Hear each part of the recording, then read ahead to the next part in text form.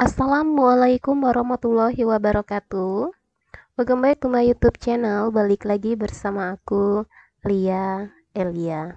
Di video pembahasan kali ini, saya akan membahas soal-soal UTBK, khususnya untuk soal-soal larutan, part yang ke-6.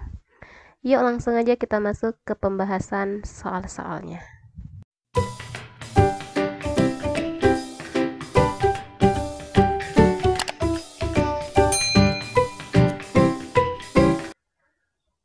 Soal nomor 33 SBMPTN 2019. Suatu sampel batuan diketahui mengandung garam, natrium, kalium, magnesium, barium, dan seng. Sampel ini dilarutkan secara sempurna dalam HCl pekat, dan zat pengotor yang tidak larut dipisahkan melalui penyaringan. Jika ke dalam larutan hasil penyaringan ditambahkan padatan KOH, secara perlahan-lahan, ion logam yang akan mengendap sebagai padatan hidroksida adalah. Nah, jadi di sini kita akan mencari siapa ion yang akan mengendap. Nah, kita untuk mengetahui siapa yang akan mengendap, boleh kita menggunakan data KSP. Tapi seandainya nih kita nggak hafal menggunakan data KSP, boleh kita lihat dari jenis basanya. Yang mana basa kuat, basa lemah. Kalau dia basa kuat, artinya nanti dia mudah larut. Kalau basa lemah, nanti dia sukar larut. Kalau dia sukar larut, artinya nanti akan terjadi pengendapan. Oke, kita lihat dulu yang pertama. Yang tergolong basa kuat di sini nanti ketika kita reaksikan dengan KOH maka akan terbentuk basa. Yang pertama ada NaOH. Oke ya, natrium ditambah dengan KOH menghasilkan NaOH. NaOH ini basa kuat. Kemudian ada kalium direaksikan dengan KOH ya tetap kalium ya. KOH. KOH juga basa kuat. Kemudian ada magnesium. Magnesium ini basa lemah. Barium basa kuat juga. BaOH 2 kali. Nah, kalau seng atau Zn itu termasuk basa lemah. Nah, dari sini kita udah dapet nih yang termasuk basa kuat. Basa kuat ini dia mudah larut. Nah, jadi kalau dia mudah larut nanti dia tidak mengendap ini ya. Mudah larut. Oke, sekarang kita lihat nih yang mana yang termasuk basa lemah. Basa lemah tadi ada MgOH 2 kali dan ZnOH 2 kali. Untuk MgOH 2 kali ada ion magnesium. Magnesium ini termasuk logam utama. Logam golongan utama. Nah, sedangkan Zn atau seng ini termasuk logam golongan transisi. Nah, jadi dari sini kita bisa simpulkan siapa yang akan mengendap duluan. Jadi kan di sini bisa kelihatan nih. Kalau termasuk basa lemah ini berarti dia mudah sekali untuk mengendap. Kalau basa kuat tadi dia sukar mengendap atau mudah larut lah ya. Nah, yang sukar larut di sini ternyata ada dua, ada MgOH 2 kali dan ZnOH 2 kali. Yang akan mengendap duluan antara Mg dengan Zn siapa? Kita lihat dari golongannya aja.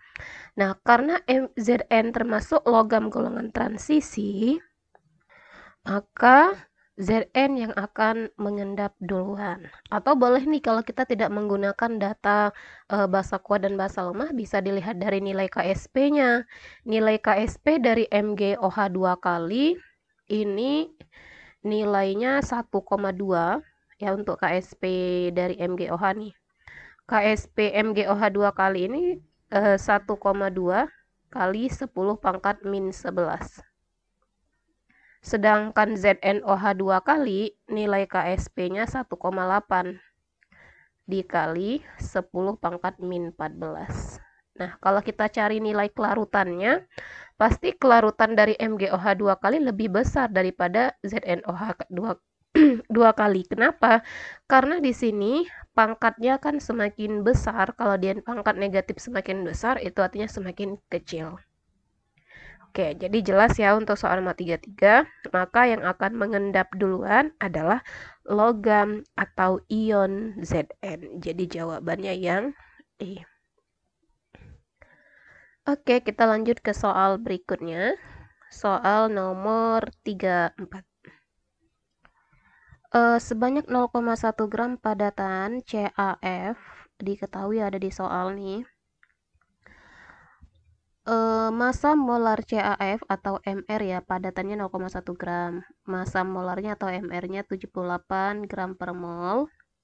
Dilarutkan dalam 1 liter air pada suhu 25 derajat Celcius. Pada suhu tersebut, kurva kelarutan CaF sebagai fungsi konsentrasi NaF diberikan pada gambar di atas. Nah, ini untuk kurva kelarutan ya, kurva kelarutan dari CaF. Jika ke dalam larutan ditambahkan 0,05 mol NaF, padatan CaF yang mengendap adalah, nah, yang ditanya itu padatan CaF2 yang mengendap. Dari kurva kita bisa melihat di sini pada saat konsentrasi NaF 0,05. Ini ya 0,05. Berapa kelarutan dari CaF? Ini.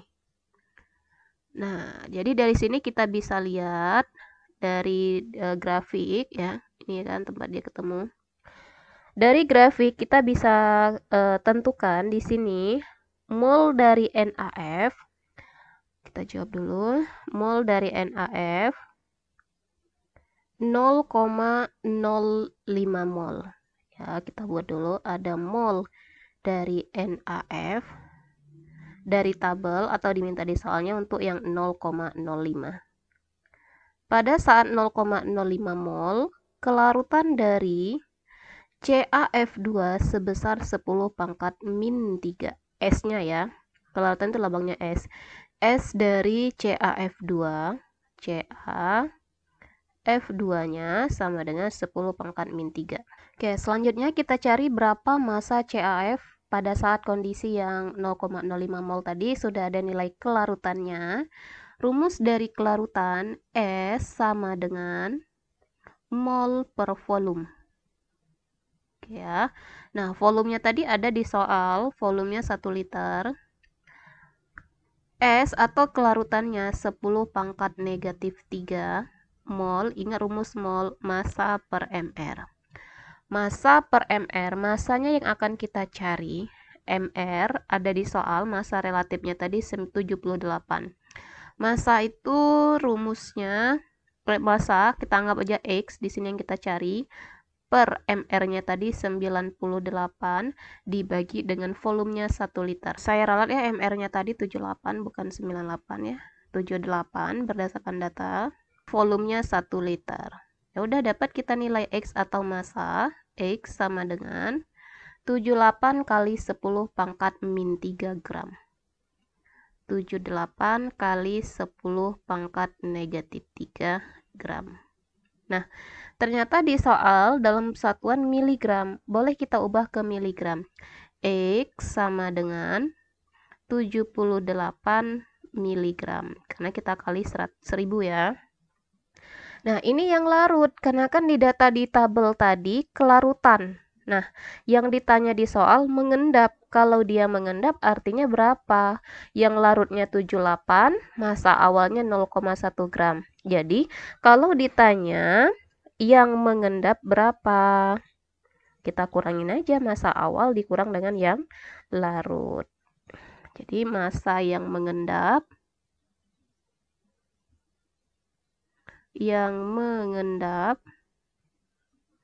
massa awalnya tadi ada berapa tuh? 0,1 gram. 0,1 gram ubah ke miligram. 0,1 itu sama saja dengan 100 ya. Jadi yang mengendapnya 100 miligram dikurang dengan 78 miligram sama dengan 22 ya. 22 miligram. Inilah yang mengendap. Oke, ada nggak jawabannya? Ada. Jawabannya adalah yang D. Oke, bisa difahami untuk soal nomor 34? Bisa ya. Kita lanjut soal nomor 35. Soal nomor 35, penambahan toluen ke dalam bensin bebas timbal bertujuan untuk, nah di sini kalau untuk penambahan toluen ke dalam bensin bebas timbal ini bertujuan untuk mengurangi knocking. Ya, knocking ini disebabkan karena sifat volatil atau yang mudah menguap dari bensin, sehingga volatilitas dari bensin itu akan berkurang. Nah, jadi ini berhubungan dengan penurunan tekanan uap dari sifat koligatif larutan. Jadi jawabannya yang A. Oke ya, ini saya tulisin dulu penyebabnya tadi. Soal nomor 36, dalam suatu wadah tertutup terdapat 0,4 mol CH4, 0,2 mol dari C2H6, dan sejumlah gas propana C3H8. Jika tekanan total gas dalam wadah adalah 2 atm dan tekanan gas propana 0,5 atm, fraksi mol gas propana. Yang ditanya fraksi mol dari C3H8. Untuk menjawab soal nomor 36, kita gunakan rumus tekanan parsial.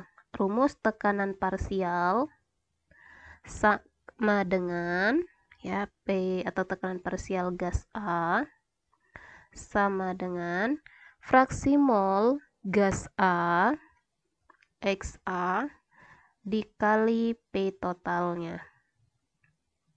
Oke. Di sini kita akan mencari berapa fraksi mol dari propana.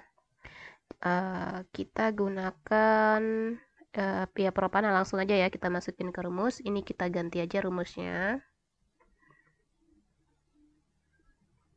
PA itu tekanan gas propana. Berapa tekanan gas propananya? Tekanan gas propananya tadi 0,5.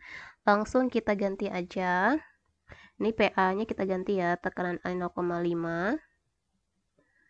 Fraksi mol propana per mol totalnya. Mol propana kan yang dicari. Kita anggap saja X per mol total, mol CH4 ditambah mol C2H6 ditambah mol C3H8. 0,4 ditambah 0,2,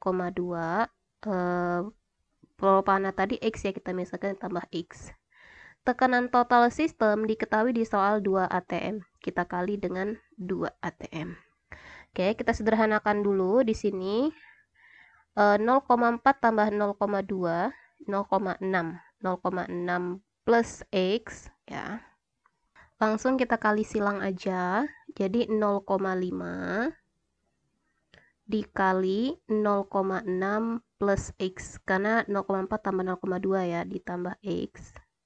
Sama dengan 2 dikali X ya 2X. Oke, kita sederhanakan lagi. 0,6 dikali dengan 0,5 sama dengan 0,3. Jadi ini 0,3. 0,5 dikali X tambah 0,5X sama dengan 2X. Oke ya.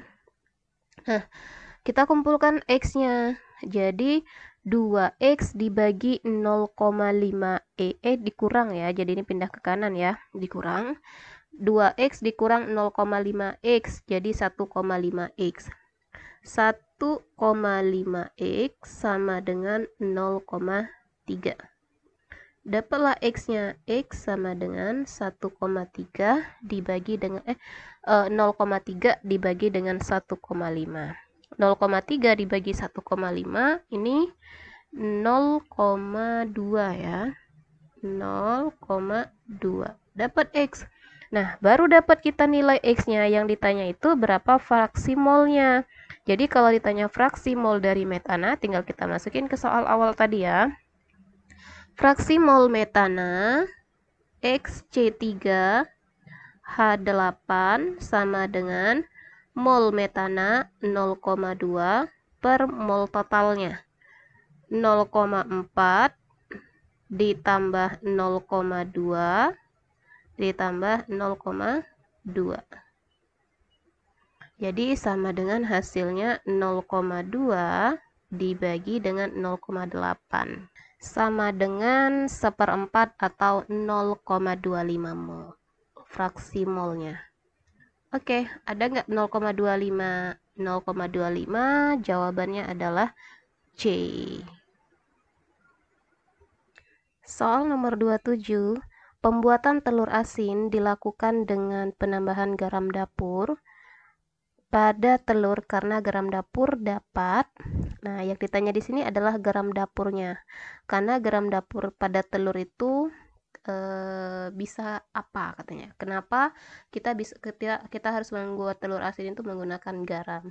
Nah, di sini kita akan menggunakan prinsip dari tekanan osmosis. Ingat ya, sifat koligatif larutan salah satunya itu adalah tekanan osmosis. Tekanan osmosis ini perpindahan pelarut dari konsentrasi yang rendah ke konsentrasi yang lebih tinggi. Jadi dari sini kita bisa simpulkan ya, larutan pada telur asin, pada saat kita membuat telur asin, di sekitar dari telurnya atau dari larutan garamnya tadi mempunyai konsentrasi yang lebih besar dibandingkan dengan cairan dalam telur itu sendiri. Jadi air yang berada di dalam telur akan keluar karena konsentrasinya lebih rendah, maka dia akan menuju ke larutan garam tadi. Nah, jadi dari sini bisa kita simpulkan jawaban soal nomor 37 adalah yang C, menyebabkan air keluar dari dalam telur karena konsentrasi di dalam telur tadi lebih rendah daripada konsentrasi garam ya. Jadi jawabannya yang paling tepat adalah C. Oke, mungkin sekian dulu pembahasan soal UTBK larutan part yang ke-6.